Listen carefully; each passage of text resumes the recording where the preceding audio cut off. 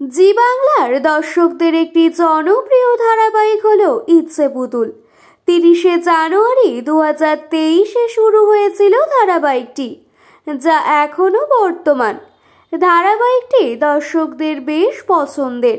প্রথম দিকে টিআরপি তেমন দিতে না পারলেও বর্তমানে বেশ টিআরপি দিচ্ছে, কিন্তু এর মাঝেই একটা গুঞ্জন শোনা যাচ্ছে খুব তাড়াতাড়ি নাকি শেষ হয়ে যাবে ইচ্ছে পুতুল ধারাবাহিকটি।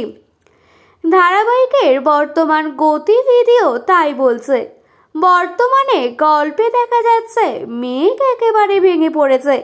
যে মেঘ আর 5টা মেয়ের মতো নয়, মেঘ অবলা নয়, সেই মেঘের আজ দেওয়ালে পিঠ ঠেকে গেছে। ময়ূরীর ষড়যন্ত্রে সে একেবারে ভেঙে পড়েছে। তার জীবন যেন এখানেই শেষ হয়ে যাচ্ছে।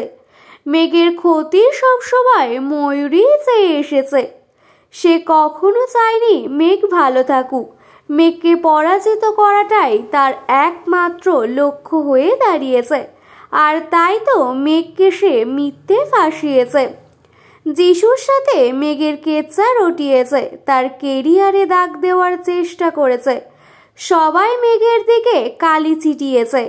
নিজের এই অপমান সহ্য করতে না পেরে নিজেকে শেষ করে দিতে চাইছে মেঘ। মেয়ের নামে রটানো ভুলভাল খবরের জন্য মেঘের বাবা মাকেও অপমান করছে পাড়ার প্রতিবেশীরা। শুধু তাই নয়, নীলকেও মেঘের নামে যাতা বলছে কলেজের কলিগরা। আর তা শুনে মাথা ঠিক রাখতে না পেরে নীল তাদেরকে মারধর করে।